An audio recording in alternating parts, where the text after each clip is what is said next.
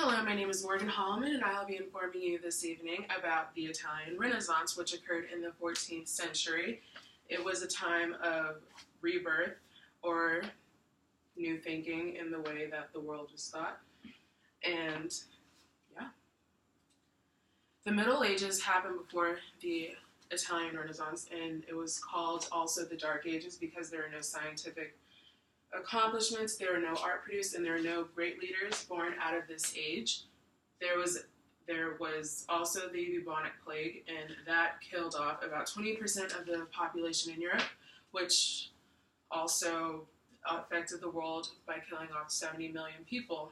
And yeah, many of the achievements of the Renaissance were formed about a common theme, and that was the humanistic belief that man was the center of his own universe. The Renaissance started in Florence, Italy, which was divided into 12 city-states. Florence was an independent republic, and it was the banking and commercial capital of Italy, as well as the third largest city in Europe.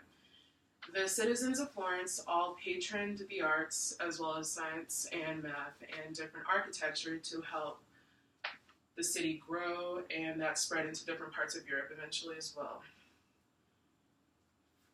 Writers and thinkers were the recipients of the patronage from this era, and they spent the time enjoying worldly pleasures, and instead of devoting themselves to ordinary jobs, they were paid to do just that, which was writing and thinking. One of the most popular families from the Italian Renaissance were the Medici family. They rose into political power in Florence in the 13th century, and they controlled most of Florence around that time period. The Medici dynasty was started by Cosimo de' Medici, and he was a huge patron of the arts and helped improve the lives of many of the Florentines. He also helped the humanities and supported artists such as Donatello and Leonardo da Vinci. His grandson Lorenzo was a poet and supported the works of Leonardo da Vinci as well, and Michelangelo. The Medici family produced two queens of France, Catherine de' Medici and Marie de' Medici, as well as three popes, Popes Leo X, Pope Clement VII, and Pope Leo XI. Leonardo da Vinci was the Renaissance man, as people called him. His most famous painting was the Mona Lisa and the Last Supper. The Mona Lisa was painted between 1503 and 1506, and there is a large speculation on who the woman actually is. No one really knows, and the painting is housed in the Louvre in Paris, France. The Last Supper was painted in Milan between 1495 and 1498, and it depicts the Passover dinner that Jesus had with his apostles.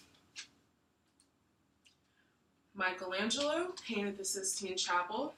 He was commissioned by Pope Julius II to work on the ceiling, and it took 4 years to complete the project. The most famous painting in the ceiling is depicted in God and Adam reaching their hands for one another.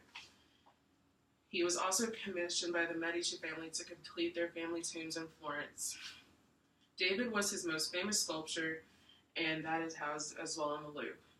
He also wrote many poems surrounding the philosophy of Neoplatonism, which is the idea that the human soul, powered by love and ecstasy, can reunite with an almighty God. He also was a poet and wrote many letters to his family. In Italian architecture, there's Filippo Brunelleschi. He applied the elements of classic Roman architecture, columns, and proportion to his own buildings. He built an 8-sided dome, which is placed in the Vatican. It's called the Santa Maria del Fiore, and it was an engineering triumph. It was 144 feet across, weighed 3,700 tons, and had no pillars to hold it up, so it was just one big building.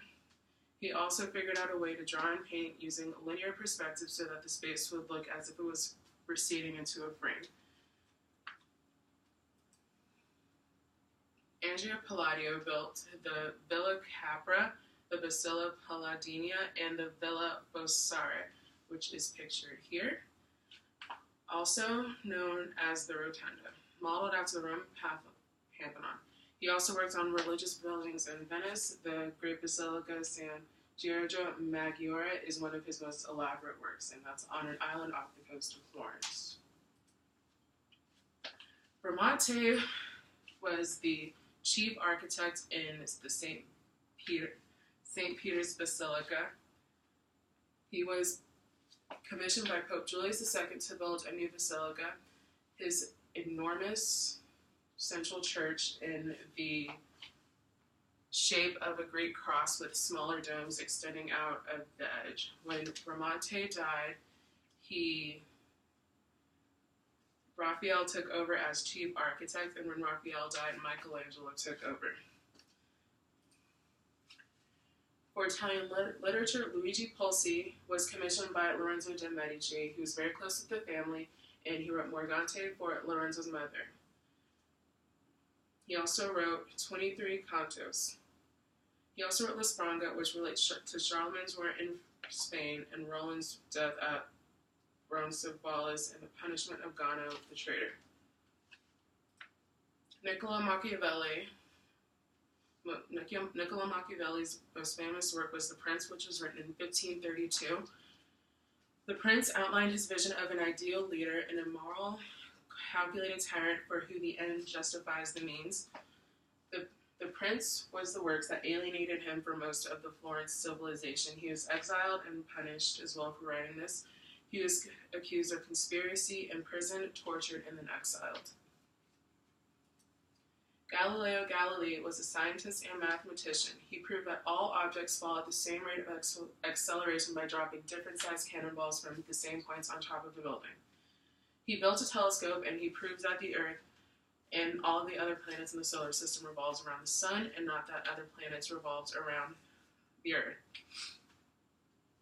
That enraged religious officials. Therefore, he was arrested for committing heresy and threatened with torture and death. He stated that, "I do not believe that the same God who has endowed us with senses, reason, and intellect has intended us to forego their use." He was placed under house arrest after his trial in 1633, where he died in 1642 in Florence. The Catholic Church did not pardon him from his crimes until 1992. Leonardo da Vinci was also a scientist. He created many different contraptions, such as a bicycle or the flying machine and submarines. He created designs for them, and he also created pioneering studies of human anatomy. Humanism was the main religion at the time because it was the appreciation of physical beauty and their emphasis on man's own achievements and expressions. It encouraged people to be curious about the world around them and to make their own ideas about it, as well as to help them extend more into the world.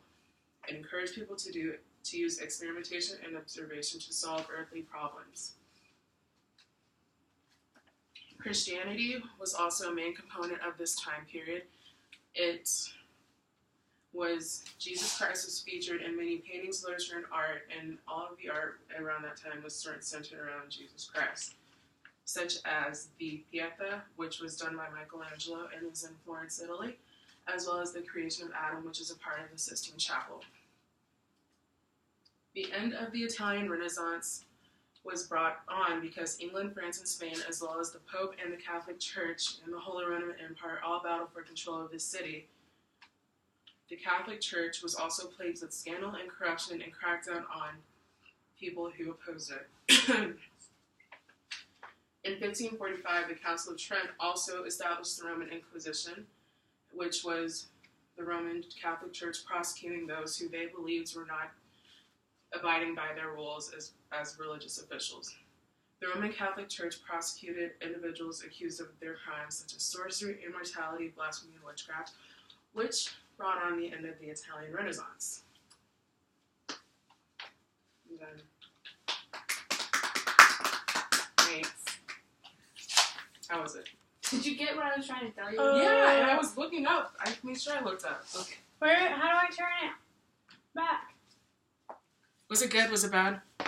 It's still recording, right? I know, I can turn it off. You told us not to pay attention, so we did. Yeah. I think I was doing good. Yeah.